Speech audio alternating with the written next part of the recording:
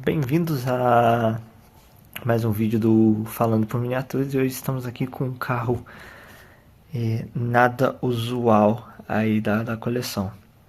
Lotus Elan 1966. Um carrinho aí muito bacana. Falar de Lotus é falar do Colin Chapman, né? Acima de tudo, que foi o fundador aí da marca. A Lotus ela tem um extenso currículo aí de fabricação de carros de corrida, carros esportivos, sempre foi uma grande referência aí em desempenho, principalmente desempenho de baixo custo, né? Sempre aí com carros muito bem projetados. E o pai desses carros é com certeza o Elan. Bom, o Chapman ele tinha feito alguns carros de grande sucesso, tipo o Lotus 7 e o Lotus Elite. O Lotus Elite é maravilhoso, lindo, que deu muita base para ele produzir o Elan. O problema do Elite é que ele vinha com aquele motor, gente. Qual que era o nome daquele motor? Aqueles motores ingleses famosos. Era o Coventry Climax, né? Que eram motores meio problemáticos aí da época. E apesar de tudo, eram famosos problemáticos. Mas apesar de tudo, o carro deu um nome para a Lotus nas pistas, junto com o Seven, que foi feito na década de 50. Mas eles precisavam de um carro mais racional, um carro de rua, que tivesse um bom desempenho, uma boa dirigibilidade e que tivesse um bom custo, um carro acessível. Até porque a Lotus, apesar dos troféus e das vitórias na pista, ela vinha passando aí por uns problemas financeiros. E o tudo ou nada do Chapman foi o Elan, que foi o grande sucesso que botou a Lotus num patamar acima, principalmente nas ruas, né? Esse carrinho ele é incrível. Ele tem esse desenho, né? Ele foi lançado em 1962 e essa aqui já é a versão S3, né? Que foi lançada acho que no final de 65, onde ele ganha essa carroceriazinha coupé, que pelo que li é tipo 36. Eu não sou um grande entendedor de carros europeus, mas entendo o suficiente para fazer alguns comentários e tal. Mas o meu foco maior sempre foi carros norte-americanos. Eu só não tenho mais carros europeus porque eles são caros e difíceis de achar, principalmente foto arte que hoje, meu Deus do céu. Então não dá para ter acesso a muita coisa, mas essa Lotus aqui, ela foi aquele carro ali, como eu posso dizer, foi uma exceção. Foi uma exceção. Eu tenho algumas exceções europeias, esse carro se encaixa nesse segmento. Esse carro, ele tem muita peça Ford nele, né? É um carrinho que tem muita coisa do Ford Cortina, principalmente na mecânica, muita coisa projetada pela própria Lotus, aí a gente vai abordar mais pra frente. E é um carro fantástico, atemporal, que foi produzido desse jeito por muitos anos. Eu sei que depois veio a nova versão dele, que eu nem lembro o nome direito, S4, sei lá, que veio depois, que tinha a frente um pouco mais baixa, mas esse é o modelo mais icônico, com certeza. Bom, esse é o modelinho Auto Art. É um carro assim ímpar, é uma miniatura ímpar. Não tem como falar mal desse carro. Realmente, olha as rodinhas, são incríveis, muito proporcionais aqui, com cubo rápido. Os pneuzinhos lindos, incríveis, muito bem delineadinhos. Auto Art, gente. O Auto Art é um tipo de miniatura que você bate o olho e você vê que é um Auto Art. O Auto Art ela trabalha com umas proporções muito exatas, então ele é bonito de qualquer ângulo que você olhar. Tem carros que são mais desconjuntados dependendo do ângulo. Isso é um fato. Marcas renomadas aí, inclusive, que tem carros com erros de proporção, mas a Auto Art ela tem esse preso pela proporcionalidade, esse esmero, né? O carro ele é lindo de qualquer ângulo. E com toda certeza, se faz passar por um carro de verdade, tá? Olha isso.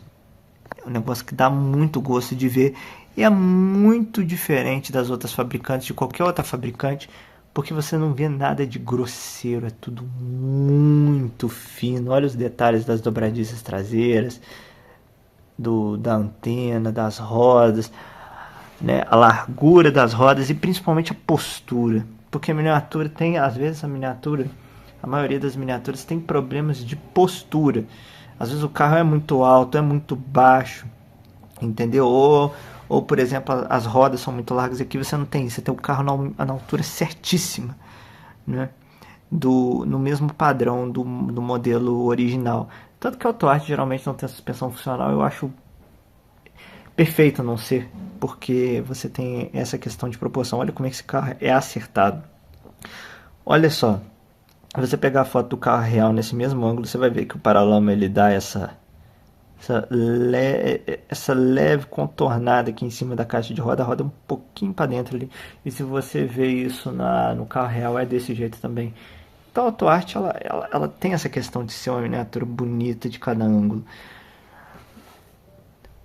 Olha a frente desse carro, o acabamento, o friso. Cara, que o friso fininho, fininho, fininho, fininho. Você não vê uma imperfeição, você não vê um gapzinho, você não vê nada, nada, nada. Muito bem encaixado. Os faróizinhos escamoteáveis com essa... Olha a lente do farol do negócio, cara. É lindo. Inclusive, escamoteáveis, tá? Fechadinhos. É muito especial, muito bonitinho. É emblema Lotus aqui. Ele tem um pouquinho de porosidade aqui, ó. Nessa areazinha aqui, mas é muito pouquinho, tá?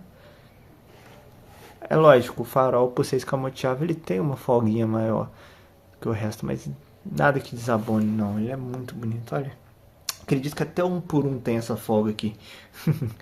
Aqui a saída dianteira, com os faróizinhos, a boquinha. Lembra um miatinho assim, né? Lembra um pouquinho miata. A setinha. Puta merda, minúscula, muito bem detalhado. O carro é finíssimo. Padrão AutoArt. Os limpadores, cara, olha os limpadores. E aqui é o que eu acho o diferencial do AutoArt. A simulação da borracha do vidro e o friso em volta. Por toda a extensão do para-brisa. Aqui a entradinha de ar. Cara, é muito esmero, tá? A AutoArt, quando ela pegava pra dar lapada mesmo. Quando ela pegava pra fazer um carro, ela fazia perfeito, não tinha jeito. É muito difícil ver um AutoArt que não tenha... que não seja perfeito, que tenha erros de proporção. Até tem, mas são poucos. E olha só isso aqui. Como que a moldura do vidro se casa com a estrutura do carro, com uma precisão ferrada. O vinco aqui da porta, olha só, sabe, é muito bem encaixadinho. Aqui tem um pouquinho de vinco, mas é muito pouco. O molde tem uma precisão muito boa. O encaixe das peças, cara.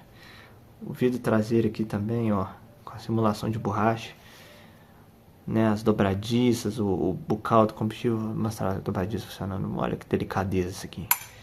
Aqui o embleminha da Lotus. Traseiro aqui, ó, escrito Lotus aqui também, com PSE. Cara, para-choque, né? Para-choque numa cor prateada, não era cromado. Escapezinho saindo no meio.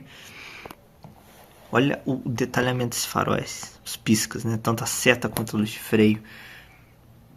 E aqui acho que as luzes de placa. O frio. Aqui a tranca, né? Olha a maçaneta dele. É incrível. E a AutoArt, ela tem essa questão da proporção. Tem essa questão do acerto, né? Que é uma coisa fora de série. É claro, é o que eu digo. Tem AutoArts muito bons. Mas a AutoArt também tem seus patinhos feios. Tem seus carros que não são tão bons assim. Mas esse é um daqueles carros que realmente chamam a atenção. São bonitos. Muito bem acertados. Estou fazendo questão de rodar a câmera para vocês verem. Questão de alinhamento de peça, alinhamento de porta, né? Alinhamento de capô, as rodinhas aqui, inclusive com sobre-aros cromados. Cara, é realmente uma maquininha de fazer curvas muito interessante e muito bonitinha. Carro muito bem acertado. Espero estar conseguindo fazer uma gravação à altura do que esse carro merece aí em termos de acerto, né? Lembrando que esse carro saiu originalmente, acho que ele saiu conversível, foi ganhar com a porta depois. E a Auto Art acho que só fez esse ano. A Sunstar Platinum fez uma versão dele, não sei se é do mesmo ano, se é a versão S2 mais antiga, que também é uma baita miniatura. Mas que legal, que carro legal. Realmente aí é uma senhora miniatura. Não tem falha de proporção, esse carro é simplesmente perfeito. A Auto Art, ela sempre prezou muito por isso. Agora vamos falar um pouquinho do motor desse carro, que é a parte mais legal dele, com certeza. Com o motor da Lotus Elan, para quem não sabe, o capô dele que eu vou estar deixando aqui, ele é removível, tá? Ele sai inteirinho, depois eu vou até colocar para vocês verem. E esse motor aqui tem história, hein? É um motorzinho 4 cilindros, que é o 116Z do Ford Cortina. O Ford Cortina, originalmente, esse motor 116Z de 1.5 litros, ele era um motor OHV, que tinha válvulas suspensas ali no bloco, aquela coisa toda, né? Eu tenho um Ford Cortina também que eu vou estar mostrando depois para vocês, com esse motor OHV. E esse aqui, no caso, é um DOHC, com duplo comando no cabeçote. Quem diria que um dia no meu canal iria aparecer um carro com duplo comando no cabeçote. O fato é que o Chapman, né, pegou esses motores Ford, do Ford Cortina, e desenvolveu um cabeçote hemisférico de duplo comando para ele aumentar o desempenho. Mas mesmo assim você tinha a parte de baixo com peças acessíveis da Ford. Obviamente a Lotus depois reforçou o virabrequim, aquela questão dos pistões, né? Você tinha várias opções de bloco, né? Você tinha blocos LAA, LA e LB. O LB era para modelos de rua e os LA eram modelos de pista que eram blocos um pouco mais largos para admitir mais cilindrada, certo? Então esse motor aqui, a parte baixa dele é a do antigo Cortina e o cabeçote, a parte de cima, foi desenvolvida aí pela Lotus, né? O famoso Cosworth, né? Esse é um dos primeiros Cosworths aí. Esse motor é o de cabeçote de tampa azul, né? Tampa de válvula azul, você tinha tampa de válvula vermelha, acho que você tinha tampa de válvula amarela e você tinha tampa de válvula verde. Bom, é um motorzinho muito detalhado, tá? A Auto Art não costuma detalhar muito assim os motores geralmente, mas esse aqui, por ficar muito exposto, ela deu um trato bom. O foco deles é mais a parte externa, mas o motorzinho é muito bonitinho, muito bem feitinho. O copo simples, né? O próprio carro também é simples, não tinha muito que pôr aqui. Bom, o que mais eu posso falar desse motor? Acho que eu já falei, né? Que inclusive ele tem as câmeras dele são hemisféricas, como os nossos Remy 426. Em termos de número, ele tinha 105 HP a 6.000 RPM e ele tinha 108 libras de torque. É um torquezinho bom até para a época. E taxa de 9,5. Acho que tinha uns motores mais taxados de desempenho, mas, cara, esse carro ele tinha um peso muito baixo. Ele não pesava nem 800 quilos. Então a relação peso-potência dele era um monstro, né? Era um carrinho que andava muito e chegava a quase 200 km por hora. Aqui você tem esses dois carburadores que são o Weber 40 DCOE. Então a gente tinha uma dupla de Weberzinhos, né? Praticamente aí alimentando cada um cilindro. O motor é muito lindinho, tá? Aqui você tem a alimentação de combustível, o radiador, a tampa, o filtrinho de ar. Aqui você tem a carcaça da válvula termostática, a mangueira do radiador. Aqui o que eu acredito ser provavelmente é o reservatório de expansão do carro, né? Não sou um grande conhecedor, mas acredito que seja pela lógica. Aqui o detalhamento do bloco ali embaixo, ali, muito bem feito, tá? Filtrinho de óleo ali, pá, escapamento. Esse já era um cabeçote de fluxo cruzado, né? Muito interessante mesmo. O bloco é muito bonitinho, tá com as nervurinhas ali, coletorzinho de escapamento, alternador, um dínamo, né, lá embaixo. Olha aí que legal. Muito bacana, tomada de ar ali embaixo ali, ó. Inclusive essa mangueira aqui, ela é um plástico mais rígido. Muito bonitinho o motor da criatura. Uma outra curiosidade também é que esse carro, acho que poucos sabem, ele tinha a dupla corrente, mas ele ainda tinha a estrutura do comando de válvulas original no bloco. E o comando original era para tocar a bomba d'água, o distribuidor, né? Que precisava ali, você tem que ter o distribuidor dele era acionado por comando, e a bomba de combustível. Né? Então você tinha o duplo comando em cima abrindo as válvulas, mas você ainda tinha o eixo de comando, acredito que devia ser sem os cames, né? Na parte de baixo ali, controlando os periféricos do motor. Uma sacada muito inteligente aí do Chapman. E é isso. É um motorzinho fantástico, muito bonito. Espero que vocês gostem. E tá aí. Muito bacana mesmo. Eu não sei dizer. Realmente não sei. Isso aqui eu sei que é uma buzina. Eu não sei se aqui seria uma espécie de sistema a vácuo para abrir os faróis. Eu acredito que deva ser algo nesse sentido. Realmente não sei dizer quem sabe aí pode explicar, porque eu realmente não entendo muito desses carros, mas gosto pra caramba deles. E é isso aí. Olha que motorzinho, cara. Agora vamos falar um pouco do interior da miniatura. Aí sim a coisa fica legal mesmo. Vamos lá. Por algumas questões eu tive que pegar a lota e trazer para outro cômodo na minha casa. E aqui está o interior do carro. Bom, o interior disso aqui tem um esmero, um trabalho que é uma coisa de doido. Ele é muito bem trabalhado.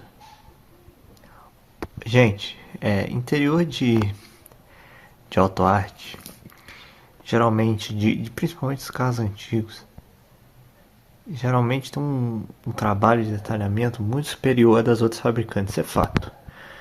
Não dá para comparar o interior de auto arte com o interior de Highway 61, não dá para comparar nem com os de GMP, eu diria. O interior do auto arte ele tem uma coisa diferente dos outros, que eu acho que é a questão do plástico, do esmero, das proporções, é incomparável, certo? Porque todos os interiores de todos os outros modelos de fabricantes de miniatura, vou abrir outra porta ali, por mais que eles tenham capricho, eles têm uma rebarbinha no plástico, eles têm um defeitinho no pintado, tem alguma coisinha, a Auto Art não tem. Inclusive o padrão de capertagem da Auto Art é totalmente diferente dos outros. É só bater o olho que você sabe que é um Auto Art. Bom, aqui a gente tem o forro das portas. Porta muito simples ali, só com um trinco mesmo, né? Interessante o vidro dele aqui. Com esse trinco aqui no friso. Veja como o friso é fino. Fininho, fininho, fininho, fininho, fininho. Aqui é a textura da porta, certo? O vidro aqui muito fininho, muito bonitinho. Muito delicado. Aqui, ó. Simulação de borracha, tá? Em volta aqui da entrada do carro aqui, de onde a porta encosta. Muito delicado, muito bem acabado, muito bem delineado. O volante é nota 1000. É um volante muito bonito. Lembra um pouco os nossos Valroad. E, cara, não dá pra comparar esse volante com de outros fabricantes, cara. Você pega aí alguns carros aí, às vezes aí até de alto nível, considerados de alto padrão, que não tem um volante tão bem detalhado igual esse aqui. Inclusive, ó, o centro aqui do volante é de metal, tá?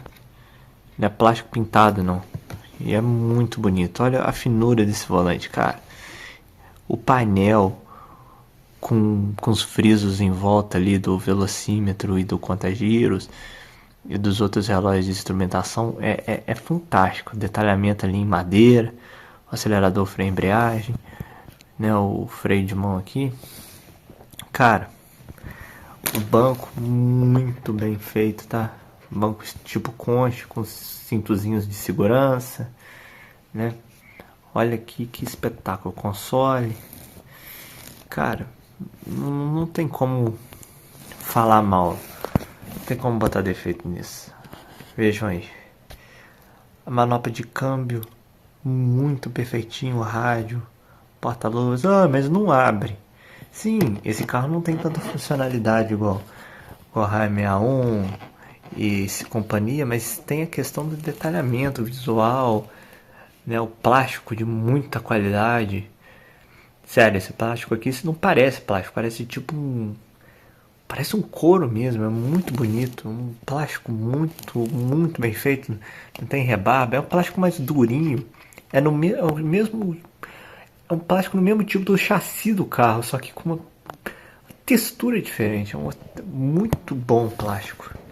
E não dá a impressão de que é aquele plasticão, aquele banco feio, não tem rebarba, não tem nada. Se vocês forem parar pra ver aqui, ó, você não vê uma rebarba nesse banco, você não vê uma rebarba em nada. Isso dá uma diferença no visual que é um negócio de doido. Aí você tem o rádio, todos os botões, né, um painel até simples, mas muito envolvente, muito bonito. Chave de seta ali também. Fechar a porta aqui pra vocês verem o forro do teto. Outra coisa é a questão dos dobradiços, né? Que dobradiça bacana, segura a porta legal em qualquer posição que você quiser. A dobradiça segura. Acabamento do teto, não tinha luzinha nem nada do carro, mas muito bem feito, muito bem encaixado. Olha como é que é, como eu disse, como é que a porta ali, o friso da porta encaixa ali na moldura certinho, cara. A miniatura bem vedada, por assim dizer. Que você fecha a porta e você não vê nada, você não vê meu dedo ali do outro lado na fresta da porta. Significa que o carro tem bons vincos, né? Porque tem miniatura ali que você fecha a porta, passa e consegue ver por exemplo, esse plástico aqui, você consegue ver ali do outro lado, você consegue ver minha mão ali do outro lado, entre os vincos, né? Ou seja, essa miniatura tem um trabalho de vinco aqui muito bom. Muito legal mesmo, tá? Interior maravilhoso, esse console. Porra, maravilhoso. Vou abrir até a portinha aqui de novo pra gente ver. Olha aí o interior. A AutoArt, ela faz um trabalho de interior aí muito superior das outras fabricantes. Não tem como comparar. E, cara, realmente parece um carro de verdade. Muito bom mesmo, tá? Vamos dar uma olhadinha no porta-malas aqui com as dobradiças funcionais, ó. O porta-malas dele é pretinho, não tem muita coisa. E até grandinho, tá? Mais uma vez, simulação de borracha aqui, muito bem feita, certo? E é isso, esse é o interior da Elan, maravilhoso. Lembrando que tem a questão do interior, ele ser um pouco mais... Os bancos dele são baixos, né? Um carro que você anda meio próximo do chão, mas em grande parte é devido à configuração do chassi dele, né? Que é o que eu vou estar falando aí pra frente aí, quando eu for mostrar o carro por baixo, que o chassi dele é muito interessante, o projeto dele. Então, vamos falar um pouco do chassi. Um pouco dessa Lotus por baixo. Esse carrinho é muito interessante por baixo, porque ele tem um chassi estilo backbone, espinha dorsal, chassi em Y. Né? O chassi desse carro, ele percorre aqui e ele se ramifica em Y, né? Ele inicia na traseira, percorre o carro e se ramifica em Y na dianteira. Esse chassi é um chassi independente do carro, e o carro é parafusado, tem 16 parafusos, ele é parafusado em volta do chassi, em carroceria de fibra. Então o chassi é uma estrutura independente do carro, e o carro é todo parafusado nesse chassi tipo Y. Isso foi o que viabilizou a produção do Lotus Elan como sendo um carro barato. Esse chassi era feito em chapa 18 de extrema resistência aí, e ele era muito eficiente, muito reforçado para a época. Inclusive, é o que dá dirigibilidade fantástica ao carro, pois ele que suporta toda a suspensão do carro, que era avançadíssimo para a época. Vou estar deixando até uma foto do chassi dele aqui. E era um chassi realmente aí revolucionário para a época. O carro tem uma suspensão aqui estilo McPherson, né, com bandeiras inferiores e amortecedor superior. Ele utiliza cremalheira de direção, né? Aqui você tem a saída de escapamento que passa pelo centro do chassi. Morre nesse silencioso muito bonitinho, sai aqui. Aqui você tem esse rebate estrutural aqui muito interessante, né? Isso aqui é uma saia traseira enorme, né? Aqui você tem o câmbio dele, que era praticamente o mesmo câmbio do Ford Cortina, né? Com 4 marchas. Aqui o filtro de óleo, motor de arranque. A suspensão não é funcional, o AutoArt não é muito de fazer suspensão funcional, mas eu prefiro assim, até porque é o que eu falo, dá a postura pro carro. Mas é muito detalhadinha, bandejinha, tem até o pininho, barra estabilizadora. O AutoArt não é muito de focar na parte de baixo dos carros, mas, cara, é legal. Dá pra ver muita coisa aqui sim.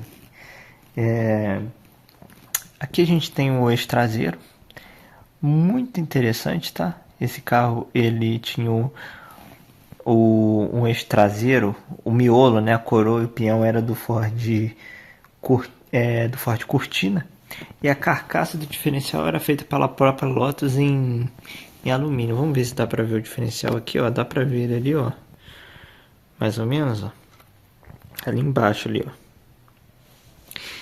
Aqui você tem o semi-eixo dele, e ele era preso por acoplamentos do tipo Rotoflex de borracha, certo? Que era muito comum aí nos carros ingleses da época. Você tinha freio a disco na traseira, nas duas rodas traseiras, nas dianteiras. E veja que interessante o trabalho dos braços de direção aqui, muito bem feitos, tá? Que você tem os braços inferiores. Olha que bacana, cara. As barras estabilizadoras ali. Tudo muito certinho, cara. Muito bacana mesmo. E aqui o legal aqui é a simulação da textura, né? Uma textura rugosa, tipo uma fibra de vidro mesmo. Sabe aquele bate-pedra, sabe? Aquela textura. Muito legal essa textura aqui por baixo. E se diferencia do chassi, ó. O chassi tá feito em plástico aqui, num plástico liso, né? E aqui você tem essa estrutura meio rugosa, num bate-pedra. Não sei se é fibra com tinta preta que quiseram simular aqui, mas ficou muito bom. E isso é que é o barato da miniatura, né? Você tem essa diferenciação. Olha aí pra vocês verem o quadro da suspensão traseira. Como eu disse, AutoArt não é muito de focar em carro por baixo, mas o visual é de arregaçar. E outra coisa, aqui tem o botãozinho do farol, que escamoteia aqui, ó. Vou apertar ele pra vocês verem, né? Você prende aqui e volta ele aqui. Muito legal esse carro por baixo, tá? O diferencial, ele tinha umas relações diferentes. 355, 377, 390. Os opcionais. Eu ia deixar até uma listinha aqui, mas é ruim até de printar, então de qualquer jeito eu vou deixar as fontes aí de pesquisa do carro na descrição, acho que é melhor. E aqui o câmbio, né? O motor. E é isso. Essa é a nossa Lotus por baixo. Parte muito bonita. É um carro aí revolucionário aí na questão de carros esportivos de rua, né?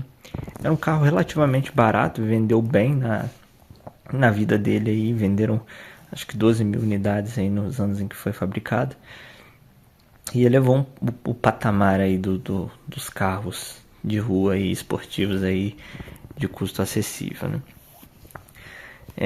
Inclusive os caras lá da Road Test, eu acho, falaram que se você não sabe o quão especial é uma Lotus Elan é porque você não dirigiu uma. É um carro que é muito reconhecido aí pela sua precisão e resposta em curvas, né? Um carro extremamente bom de curva, pelo que dizem.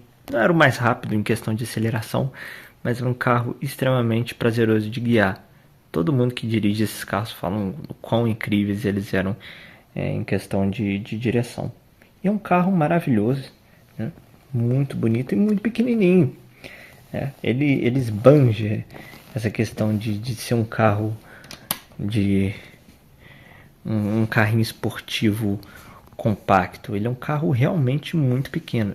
E para vocês verem quanto ele é pequeno, eu vou pegar um carro americano para vocês verem a diferença de tamanho. Poderia deixar de fazer isso. Aqui está uma Elan e um Dodge Charger 1968. Vejam a diferença aí de tamanho entre os carros.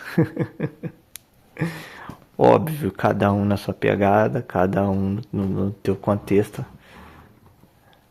Mas vejam aí a disparidade de tamanho entre os carros. Parece que eles são de escalas diferentes. Lembrando que a Elan, ela tinha aproximadamente 3,68 metros, enquanto o Charger tinha mais de 5. Para vocês terem uma ideia, um Celta é só 10 centímetros maior que uma Lotus Elan, então ela é quase do tamanho de um Celtinha. Para vocês verem aí a diferença entre um Dodge Charger e uma Lotus Elan, né? Em termos de tamanho e proporção. Vou tirar o Charger daqui agora. Vou colocar ele para lá, pra gente terminar aqui de falar da Lotus. Mas é um carrinho muito bacana, tá? É um carro que eu comprei com um precinho bom, mas geralmente esses carros estão super faturadíssimos no Mercado Livre. É bem difícil achar ela com preço bom. Eu até vi um cara vendendo uma por 400 conto, uma vermelhinha, que inclusive eu acho que foi revendida por um preço um pouco mais alto. Mas é um carro excepcional, né? Recomendo a todos que gostam de esportivos americanos, ingleses, ingleses e europeus no geral. Eu acho que é um carro que tem muita soma. Aí tem a opção da Sunstar, caso não tenha auto-arte disponível. Sunstar também não faz feio não. Ela é bem bonitinha também. Tá? Esse carro aqui foi pego mesmo em oportunidade. E é um carro realmente admirável. Muito bonitinha mesmo. Espero que vocês tenham gostado desse vídeo e até o próximo vídeo.